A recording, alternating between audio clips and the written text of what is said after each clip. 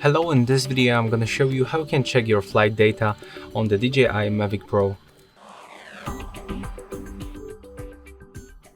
Okay, so to do this on the DJI Go 4 application, you have to simply click on this connected button.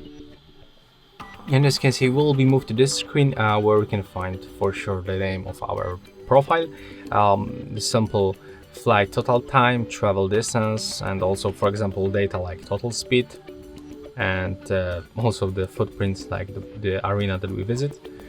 You can also open this list right here and just click like open the flight data at all, and you can also synchronize flight records with the cloud.